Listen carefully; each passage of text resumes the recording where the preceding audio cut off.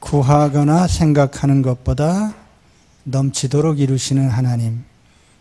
오늘 말씀의 제목입니다. 본문은 하나님을 향한 찬미의 내용입니다. 앞서서 바울은 에베소 교인들을 위해서 하나님 앞에 기도를 했습니다. 그리고 또 기도의 말미에 또 어떤 감동에 의해서 또 하나님 이렇게 찬미를 하고 있습니다. 이제 우리가 기도를 하다가 하나님의 은혜를 받은 것, 또 하나님의 은혜가 깨달아질 때 새삼스럽게 찬양이 나오죠.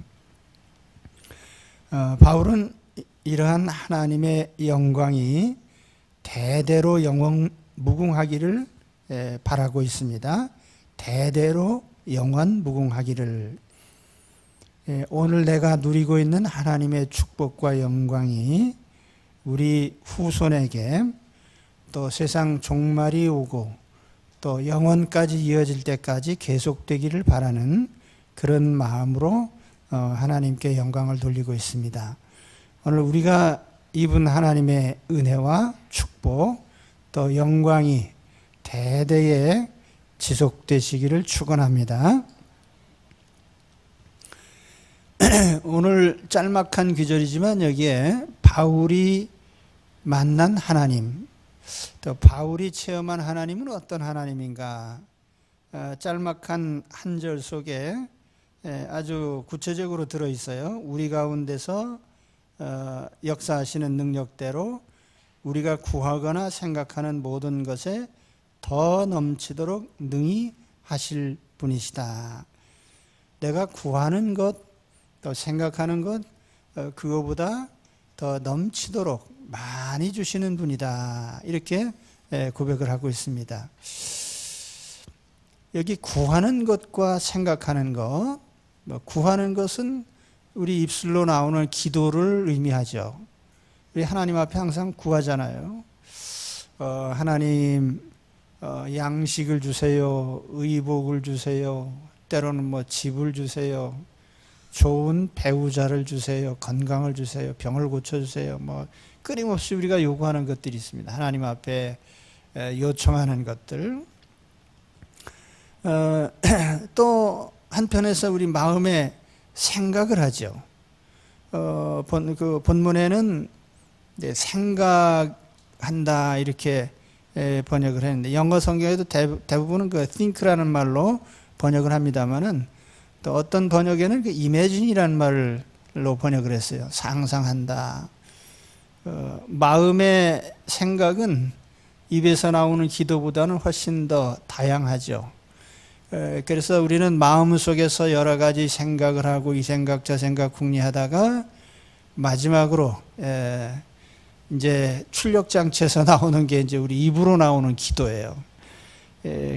그런 면에서 보면은 우리가 기도하는 거, 입술로 기도하는 것, 또 그보다 더 넓게는 마음에서 생각하는 것들, 그런 것들보다 더 하나님은 풍성하게 이루어 주신 분이다. 이렇게 고백을 합니다. 우리가 가끔 기도하다가 그런 생각해요. 내가 혹시 하나님께 너무 많이 달라고 한 건 아닌가? 또 너무 뻔뻔하게 하나님 앞에 한 일도 없으면서 구하기만 한 거 아닌가? 그러나 그럼에도 불구하고 우리가 요구하는 것보다 훨씬 더 많이 주시는 하나님이에요. 우리 성경에 보면은 탕자가 돌아올 때 마음에 그런 생각을 해요. 내가 아버지한테 돌아가면 그저 자식이란 소리는 못하겠고 품꾼으로 여겨달라고 해야지. 그리고 집으로 갔더니 아버지가 품꾼은커녕 무슨 소리입니까? 야, 여기 죽었던 아들이 다시 살아왔다. 송아지를 잡고 잔치를 벌이고 동네 사람 초대하고 그 아들에게 가락지를 끼우고 옷을 입히고 신발 신기고 극진한 대접을 하죠. 우리가 부족한 중에 구할지라도 그 이상의 풍성한 것을 주시는 하나님이십니다. 또 감사하게도 하나님은 마음의 묵상까지도 하나님은 응답을 해주세요. 시편 19편 14절에 보면은 나의 반석이시요 나의 구속자이신 여호와여 내 입의 말과 마음의 묵상이 주님 앞에 연락되기를 원하나이다. 마음의 묵상, 마음속에서 생각하는 것인데 그걸 하나님이 때때로 감찰해 주셔서 그걸 응답해 주신다는 말씀이죠. 만일 내가 입으로 구한 것만 주신다면 어떻게 하겠습니까? 우리가 기도할 때마다 부족함을 느낄 거예요. 아이고 이거 못 구했네. 마치 그 은행에 청구서를 내밀 때에는 우리 지출에 은행에 저금한 돈을 청구할 적에 청구서에 쓴 금액만 주잖아요. 그 이상은 안 줘요. 그런데 만약 우리가 하나님께 구한 것만 주신다 그러면은 우린 기도 시간이 항상 부족할 겁니다. 잊어버린 것 또 구해야 되고 더 구해야 되고 기도 시간이 늘려져야 되고 또 기도 시간이 늘어나도 걱정은 될 거예요. 구하지 못한 건 또 어떻게 하나. 감사하게도 하나님께서 그런 일은 없어요. 우리가 아무리 마음의 상상의 날개를 펴고 넓은 생각을 한다 해도 그 이상으로 하나님은 또 많은 것을 생각하시고 또 많은 것을 주실 수 있는 분이에요. 그래서 오늘 우리가 이 말씀을 통해서 바울이 고백하는 바는 내가 기도 많이 하고 생각도 많이 했지만 항상 하나님은 내가 구한 것보다 훨씬 더 많이 주셨고 또 내가 마음에 생각한 것 그 이상의 많은 것을 이루어 주셨다. 이게 이제 바울의 고백이에요. 야곱이 하나님께 바란 것은 대단한 게 아닙니다. 예를 들면 아버지의 양떼를 좀 물려받는 것, 뭐 그 정도예요. 야곱이 장자의 명분을 달라고 한 것은 장자의 상속권, 그 아버지가 가지고 있는 양떼 중에 좀 많이 물려받고 싶다는 거죠. 어떻게 보면 소박한 소원이죠. 야곱이 노년에 가나안 땅에 흉년이 들어서 그 아들들에게 야, 저 애굽에 가면 양식이 있는데 좀 가서 구해와라. 그 야곱이 기대한 것은 흉년을 면하기 위해서 애굽에 가서 양식을 구해오는 정도예요. 그러니까 야곱은 항상 뭐 자기 신상에 먹고 사는 문제, 가축대나 또 곡식이나 양식 뭐 그런 정도 이상의 큰 꿈을 가진 사람은 아니에요. 근데 하나님께서는 그러한 야곱의 삶을 통해서 또 야곱이 구한 것을 통해서 얼마나 많은 일을 이루셨는가. 하나님은 이 야곱이 아들들을 애굽에 보내서 양식 구해오라고 할 때 양식 얻는 것만 목적이었어요. 근데 하나님은 이 야곱의 아들들을 통해서 야곱 집안을 애굽으로 이주를 시키셨어요. 또 야곱은 잃어버린 아들 요셉이 애굽에 있다 소식을 듣고 그 아들을 만나려고 애굽으로 갔습니다. 그러나 하나님은 그 야곱 집안을 애굽 고센 땅에 정착을 시키시고 그곳에서 큰 민족으로 번영하게 하셨어요. 거기서 멈춘 게 아니라 그 야곱 집안을 통해서 한 민족을 이루시고 출애굽 구원의 역사를 통해서 광야를 통과하게 하시고 가나안 땅에 정착시켜서 한 나라를 이루게 하시는, 그리고 이와 같은 큰 그림이 전체적으로 볼 땐 또 하나의 계시예요. 그래서 이 출애굽과 가나안 정착은 우리 예수 그리스도를 통한 구원과 하나님 나라의 입성을 상징하는 하나의 예표적인 사건이 된 겁니다. 야곱은 자기 자손들 가운데 메시아가 오시리라는 상상도 못했을 거예요. 그러나 하나님은 이렇게 거창한 일을 야곱을 통해서 이루신 거죠. 할렐루야.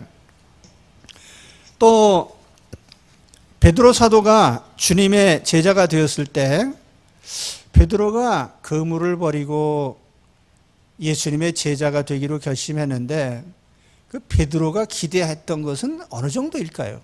그런 생각을 해봅니다. 자기가 따르는 예수님께서 수많은 병자들을 고치시고 5천 명의 군중을 먹이시고 무리로 걸어오시고 귀신을 쫓아내시고 이런 기적들을 행하는 걸 볼 때에 아마 베드로도 나도 저런 능력을 좀 받았으면 좋겠다. 그런 정도 생각했을 수도 있습니다. 그 이상 베드로가 바란 게 뭘까요? 아마 야고보나 요한이 기대했던 것, 예수님의 나라가 이루어지면 좌우편에 앉혀주세요 하는 이런 요구.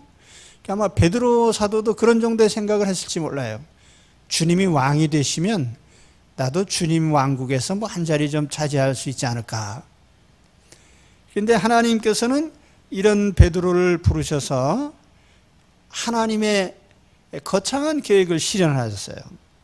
그래서 베드로 사도로 하여금 예루살렘 교회의 수장이 되게 하시고 오순절날 성령이 임하신 후에 베드로는 나가서 목숨을 걸고 전도를 했어요. 하루에 5천 명, 3천 명씩 회개하는 역사가 일어났습니다. 이 베드로 사도를 통해서 초대교회를 든든하게 세우시고 이 베드로 사도를 통해서 고넬료 가정을 방문하게 하셨는데 최초의 이방인의 전도라고도 할 수 있습니다. 하나님이 이방인에게 복음의 문을 여신 것을 알려주셨고요. 베드로 사도를 통해서 성경을 기록하고 또 전설에 의하면 베드로 사도는 십자가에 거꾸로 매달려 순교를 했다고 합니다.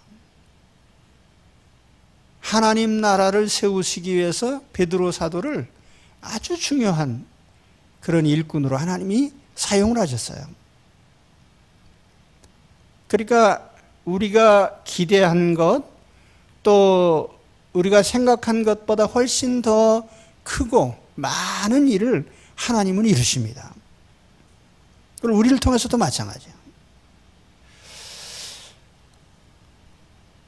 저는 젊은 시절에 아주 하찮은 꿈을 가지고 살았어요. 제가 항상 하찮은 꿈이라고 하는 게 나는 유비현덕이나 조조같이 무슨 세상을 경영하겠다 이런 생각은 하나도 없었어요. 지금도 없어요. 될 수 있는 대로 남의 눈에 띄지 않게 살고, 또 그러면서 그냥 편안하게 웰빙하는 거. 그게 제 삶의 작은 꿈이죠. 그래서 대학 졸업하고 취직하고 또 적당히 돈 벌어서 결혼하고 애들 낳아서 기르고 또 여유가 좀 있으면 여행도 하고 그런 정도예요. 제 성품이 아주 소극적입니다. 될 수 있는 대로 남의 일에 간섭하지 않는 것이 제 소원이에요.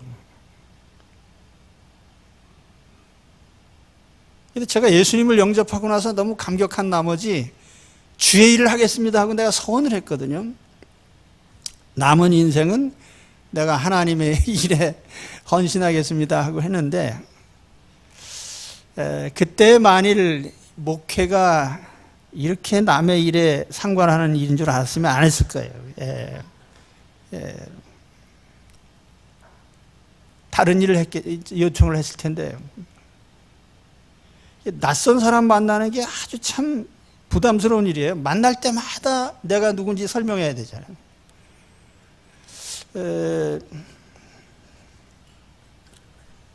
목회를 하면서 보니까 그럼에도 불구하고 항상 새로운 사람을 만나야 돼요.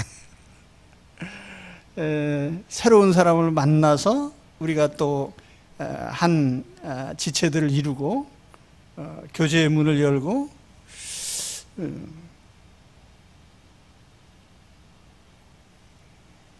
다른 가정을 방문하는 것, 우리 목회 신방, 이것도 굉장히 힘든 일입니다. 그런데 계산해 보니까 지금까지 그래도 적어도 한 5,000번 이상은 신방을 한 것 같아요.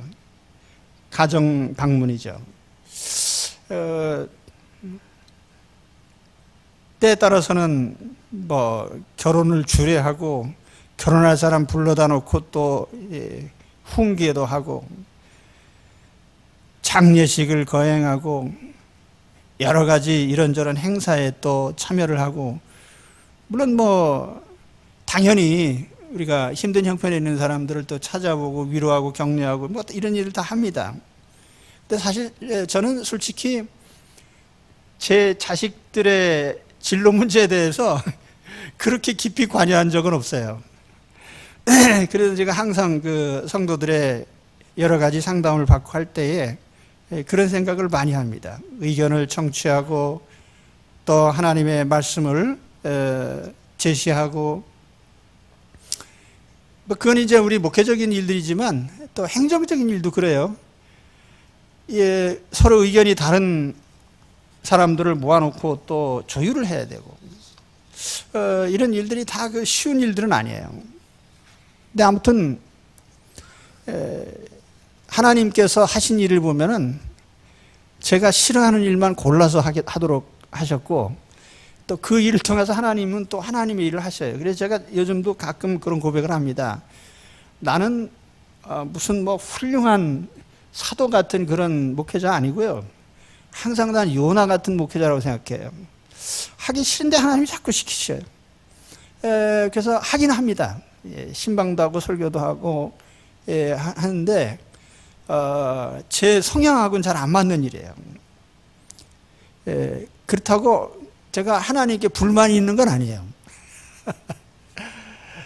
제가 구하는 것보다 하나님이 얼마나 다양하게 많은 일들을 싫어하는 사람을 통해서 하시는가를 제가 말씀드리는 거예요. 그렇죠? 하나님은 내가 좋든지 싫든지 나를 통해서 내가 생각하는 것보다 훨씬 많은 일을 하시는 분이에요. 하나님께 영광 돌립니다. 젊은이들 가운데는 결혼하기 싫어서 안 하는 사람도 있는데, 하기 싫어도 해보세요. 그럼 하나님 뭔가 많은 일을 이루실 거예요. 그죠? 사업하는 사람이 하고 싶어서 하기도 하지만 힘들지만 또 하는 분들도 있잖아요. 하나님께서 하기 싫어도 더 많은 일을 이루실 수 있어요.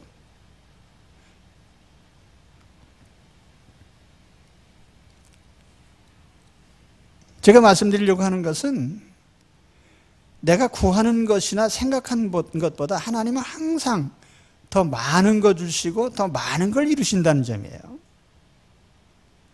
저는 개척교회를 하면서 어떤 교회가 될는지 상상해 본 적이 없어요. 모르니까 어떻게 될는지. 설교하고 신방하고 기도하는 뭐 그런 단순한 일을 한 것뿐이죠. 근데 제가 신기한 것은 이 공동체가 세워진다는 거예요. 그래서 우리 뭐 교회 우리 일꾼들, 좋은 일꾼들이 많이 계시는데 다른 데도 이사도 안 가고 평생 교회를 섬기시기 위해서 헌신하시고, 그래서 자녀들까지 또 대대 이렇게 헌신해 주시는, 제가 자리만 괜찮으면 엎드려 절하고 싶은데 고마워요. 감사하고. 어떻게 억지로 하면 그렇게 될까요? 공동체가 이루어질까요? 교회라고 하는 것이 뭐 건물 짓는 게 아니거든요. 공동체를 세우는 게 중요해요. 교훈이 많고 적고 그게 아니라요. 하나님께서 하나님의 교회 공동체를 세우시는 일은 정말 신기한 일이에요. 상상 이상의 것이죠. 여러분, 한 부부가 결혼해서 한 가정을 세우는 것도 얼마나 힘듭니까? 그런데 한 교회 공동체가 세워진다고 하는 것은 전혀 별개예요. 다른 차원의 일이에요. 성향도 다르고 다 다양한 사람들이 모여서 한 교회를 세워가고 공동체를 이뤄가는. 신기한 일이죠. 저는 요즘에 우리 교회가 이 하남 고등학교에 있는 것에 대해서도 항상 감사드립니다. 제가 개척교회 할 때 항상 염려했던 것이 이 예배당을 어떻게 넓히나. 그래서 그 37평짜리 작은 상가 3층에 거기에 이제 틀어박혀서 2부, 3부, 4부 100부를 들여도 몇 명 안 돼요. 그러니까 넓은 데를 찾아서 애쓰고 하나님 앞에 기도하기는 하나님 넓은 예배당 주세요. 너 돈이 얼마나 있냐? 돈은 한 푼도 없습니다. 넓은 예배당을 주시되 돈은 없다. 이게 하나님 앞에 늘 기도한 내용이에요. 왜냐하면 교인들을 동원해가지고 또 건물 짓는 일에 그렇게 동원하고 싶은 생각도 별로 없었고요. 왜냐하면 교회는 공동체지 건물이 아니거든요. 그리고 건물을 지으면서 쓸모없이 많은 힘을 소모할 필요가 없겠다. 그런 생각을 가지고 있었는데 아무튼 그런 가운데 하나님께서 우리 하남 고등학교를 인도해 주셨어요. 근데 처음에는 여기가 빈 들이나 다름없었어요. 주변에 주거하는 이런 주택들이 많지 않으니까. 그래서 한 3년 동안 망설였습니다. 내가 빈들로 가야 되나 말아야 되나. 그러다가 이제 하나님이 섭리하셔서 일로 왔어요. 그런데 와서 보니까 참 감사하기 그지없습니다. 여기 우리 하남고등학교 학생들이 졸업을 하고 또 그중에 상당수 세례를 받고 또 세례받은 학생들 가운데 우리 정륜교회로 또 등록을 하고 청년부가 계속 이제 우리 하남고등학교 학생들로 채워지고 지금 거의 100%입니다. 그리고 우리 청년들이 또 결혼을 해서 정착을 하고 자녀를 낳아요. 우리 유치부가 계속 부흥하는 거예요. 예. 하나님께서 이렇게 교회를 또 젊은 사람들로 또 채우시고 감사한 일이죠. 그러나 더 감사한 일은 우리나라 젊은 10대 청소년들 가장 중요한 시기에 신앙으로 교육한다는 것, 또 신앙적인 인재를 길러낸다고 하는 게 얼마나 가치 있는 일이에요. 무엇보다도 가치 있는 일이에요. 그래서 제가 우리 선교사도 파송하고 했지만은 그보다 더 중요한 좋은 그리스도 안에서 인재를 길러내는 여기 설립자님과 또 이 학교를 섬기는 많은 분들의 그런 지향점이 있잖아요. 그리스도 정신으로 인재들을 양성하자. 그죠? 그래서 지금 우리 이사장님 제가 여기 학교 올 때에 이제 그 얘기를 많이 나눴어요. 이 학교는 이런 정신으로 세운 학교입니다. 또 교회도 동일한 목적을 가지고 또 같이 이런 귀한 일에 헌신할 수 있는 감사한 일이죠. 근데 처음에 제가 여기 빈들이라고 했지만은 여기 조금 높은 데 올라가서 이렇게 사방을 보면서 아브라함 같은 생각을 많이 했어요. 하나님이 아브라함에게 눈을 들어 동서남북을 바라보라. 내가 이 모든 땅을 내게 주겠다. 그랬는데 그때는 잘 몰랐는데 어느 날 갑자기 사방이 다 아파트가 들어서고 그러다 보니까 또 우리 새로운 가족들이 또 많이 영입이 되고 참 감사한 일이죠. 그렇게 될 줄 누가 알았겠어요? 할렐루야, 감사합니다. 우리 하나님은 사람이 생각하고 계획하는 것보다 항상 더 많은 것, 풍성한 것을 이루시는 분이에요. 자, 내가 얼마나 기도합니까? 내가 얼마나 많은 생각들을 하고 있습니까? 내가 기도하는 것보다 훨씬 더 많이 하나님은 주실 준비가 되어 있고 내가 생각하는 것보다 더 큰 일을 하나님은 이루실 준비가 되어 있습니다. 그래서 20절 말씀을 이제 그 영문 번역에 보면은요, 거기에 특징적인 단어가 반복이 됩니다. exceeding이라고 하는 단어, 또 abundantly라는 단어, beyond라는 단어가 이렇게 세 개가 중첩이 되는데, 초과하고 넘치고 또 더 그 이상, 그래서 내가 기도하고 생각하는 것, 그거보다 더 풍성하게, 그것을 초월해서 그거보다 더 건너편에 더 넓게, 그렇게 많은 것을 하나님 주실 수 있다는 거예요. 그러면은 이 말씀을 보면서 우리가 이런 생각도 할 수 있습니다. 기도는 조금 해도 다 많이 들어주시니까 기도는 조금 해도 상관없겠네요. 1년에 한 번 정도 교회에 나와서 기도해도 다 들어주실까요? 또 기도는 하지 않지만 마음에 생각만 해도 들어주신다고 했으니까 그냥 기도는 하지 말고 생각만 하고 다니면 또 어떨까요? 이제 완전히 청개구리지. 그래서 이런 청개구리 같은 생각을 하시면 안 됩니다. 기도하는 것, 구하는 것보다 더 풍성히 많이 주신다고 했지, 구하지 않아도 주신다고는 안 했어요. 또 마음에 생각하는 것보다 그 이상 많은 걸 이루신다고 했지, 생각 안 해도 주신다는 말은 안 하셨거든요. 그런데 우리가 하나님 앞에 당연히 구해야죠. 항상 기도하고, 또 입술을 열어서 기도하지 못하면 마음속에서 하나님께 늘 기도하고, 우리 일과를 통해서 항상 하나님께 입술로 기도하고 마음으로 생각하고 하면서 하나님께 기대는 거예요. 그 우리 삶이죠.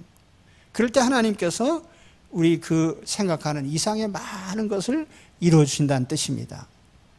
그래서 우리 하나님 앞에 늘 이 기도와 묵상이 끊이지 않기를 축원합니다. 그 다음에 말씀은 이제 하나님께서 이와 같은 우리의 풍성한 응답과 축복을 교회를 통해서 이루신다는 거예요. 그래서 21절에 보면은 교회 안에서와 그리스도 예수 안에서라는 이런 특징적인 표현이 나옵니다. 교회 안에서와 그리스도 안에서. 교회 안에서하고 그리스도 안에서가 뭐 별개가 아니고 교회 안에 있는 것이 그리스도 안에 있는 거예요. 왜냐하면은 교회는 그리스도의 몸이고 또 그리스도는 교회의 머리이시기 때문에 교회 안에서, 교회를 통해서 그런 뜻이에요. 1장 말씀에서 교회는 하나님이 장차 이루실 우주의 중심이라는 말씀을 드렸습니다. 또 성도들이 천국을 이룰 때에 그 천국의 주체가 바로 교회입니다. 마찬가지로 오늘 말씀에서 보면은 이런 천국의 영광스러운 모든 축복의 삶이 이루어지는 장소가 교회예요. 그래서 교회를 통해서라는, 이게 이제 에베소서 전체의 주제입니다. 에베소서를 읽어가는 동안에 교회라고 하는 것을 떠나서 생각할 것이 하나도 없어요. 다 교회 안에서 이루어지는 일들이에요. 그러니까 우리 그리스도인들은 언제나 교회를 통해서, 교회 안에서 이와 같은 하나님의 모든 은혜와 축복들을 이어가는 것입니다.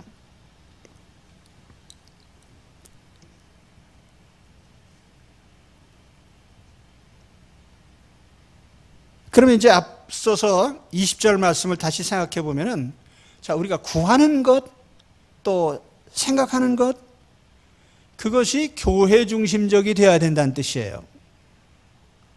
우리가 교회 밖에서, 교회를 떠나서 무엇을 구하거나 또 교회 밖에서 이루어지는 어떤 삶을 상상하거나 생각을 해도 그건 소용이 없다는 거죠. 우리는 교회 안에 속해 있고 영원히 교회 안에서 살 것입니다. 천국은 교회예요. 그렇기 때문에 우리가 이 교회 공동체라고 하는 이 하나님이 축복을 주시는 이 특별한 장소 안에서 우리는 항상 기도하고 사색하고 우리의 삶을 이루어가야 되는 것입니다.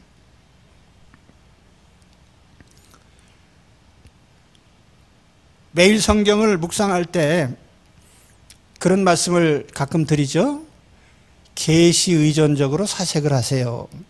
사색이라는 건 뭐 이매진이라는 말로도 번역해야 상상의 날개는 무한하죠.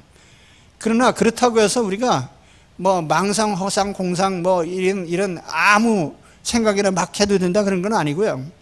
우리가 사색하는 사색의 방향이 있어요.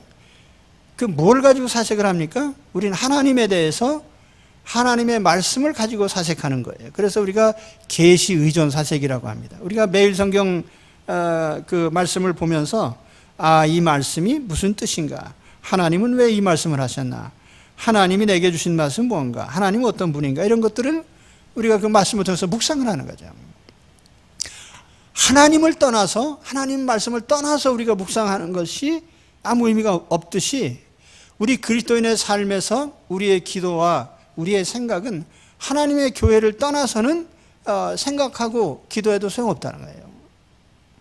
교회 안에서 이루실 하나님의 역사를 우리는 항상 기대하고 그 안에서 구하고 또 생각해야 될 것입니다. 그 다음으로 드릴 말씀은 이 기도를 이루시는 능력은 20절 말씀 다시 보시면 우리 가운데서 역사하시는 능력대로라는 이런 표현이 나오는데요. 하나님이 이루신다는 뜻입니다. 기도는 내가 하지만 그 기도를 이루시는 여부는 하나님 손에 달려 있는 거예요.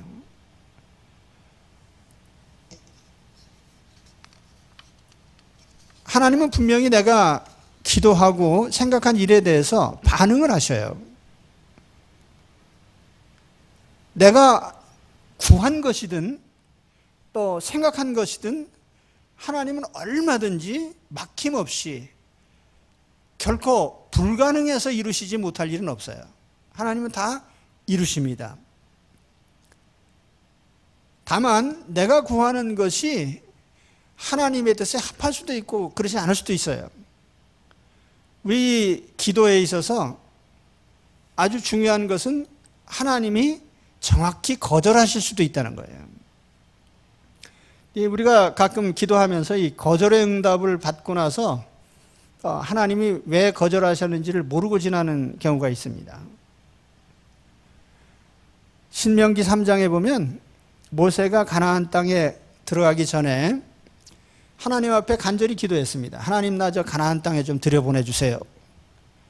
그때 하나님께서 지금까지 내게 베푼 것도 족하니까 그 기도 다시 하지 마라. 하나님이 정확히 거절하셨어요. 사도 바울이 고린도후서 12장 6절에 8절에 보면은 자기 몸에 지병이 있어서 고쳐달라고 3번이나 간절히 기도했어요. 아마 금식을 하면서 기도했는지 하여튼 간절히 기도했는데 하나님이 야, 내 은혜가 네가 약할 때 은혜가 더 충만하니까 그거 이제 구하지 마라. 하나님이 정확히 거절하셨어요.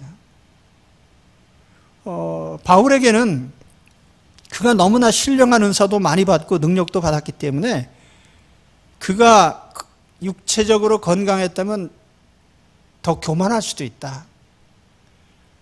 그러니까 약할 때 더 의지하는 것이 신앙이 아니냐. 하나님 일부러 거절하셨단 말이에요. 그래서 바울이 고백하기를 나는 약한 그때에 더 하나님을 의지했다. 하나님은 우리 안에서 역사하십니다. 여기 우리 안에서라고 했는데 교회 공동체 안에서라는 의미도 있고 내 영혼 안에서라는 의미도 있고 내 인생 전반을 통해서라는 의미도 있습니다.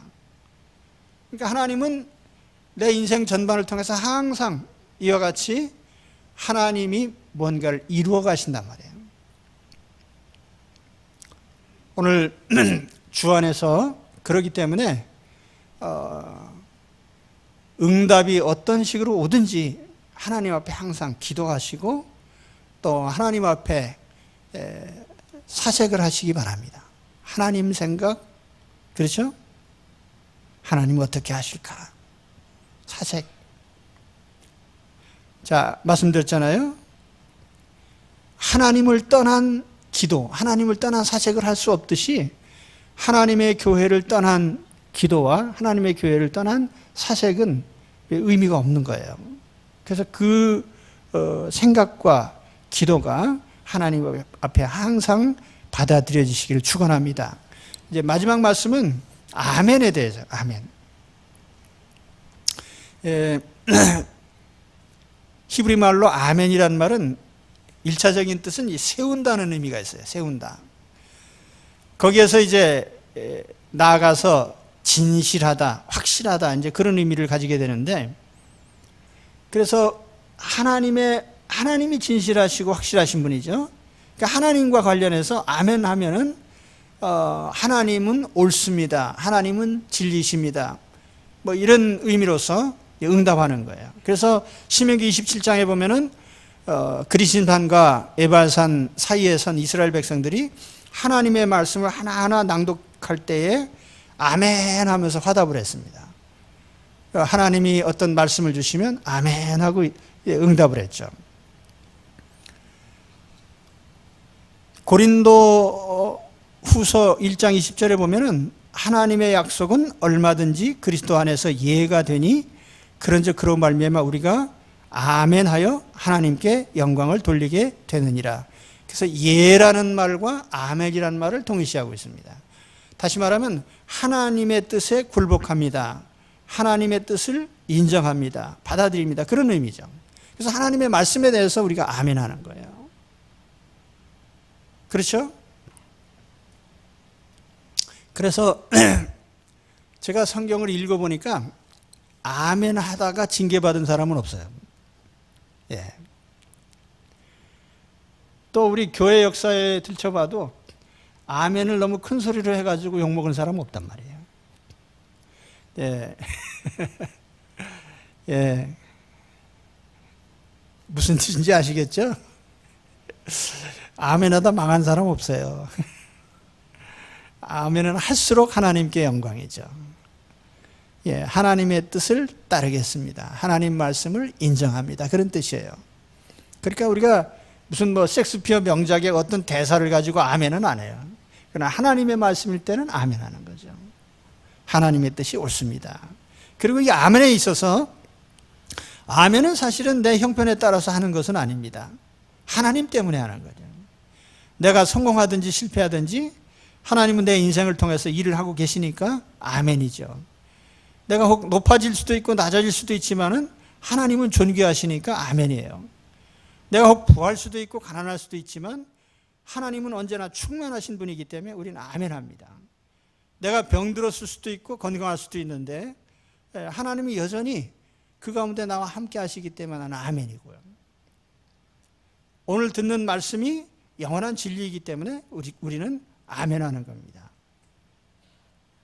그래서 우리가 이 아멘이라고 하는 것은 우리가 아멘을 많이 할수록 하나님의 뜻을 따르겠습니다는 뜻이고 또 하나님 뜻에 따라서 내 인생을 긍정적으로 바라보는 이 가장 긍정적인 말이 아멘이에요. 그래서 성경에 가장 긍정적인 단어 하나를 딱 꼽으라고 하면 아멘입니다. 하나님은 옳으십니다. 하나님 그렇게 하겠습니다. 하나님을 따르겠습니다. 그런 표현이에요. 그래서 항상 우리가 그리스도 안에서 아멘하여 하나님께 영광 돌리시기를 축원합니다. 오늘 바울이 만난 하나님 어떤 분인가에 대해서 말씀드렸는데요. 하나님은 우리가 기도하고 생각하는 것보다 훨씬 더 넘치도록 초과해서 많은 것을 이루시는 분입니다. 그리고 우리가 기도는 우리가 하지만 이루시는 분은 하나님이시고 하나님은 우리를 하나님의 나라, 다시 말하면 교회를 통해서 이런 축복을 이루어 가십니다. 이 하나님 앞에 오늘도 아멘으로 화답하시기를 축원합니다. 기도하겠습니다. 하나님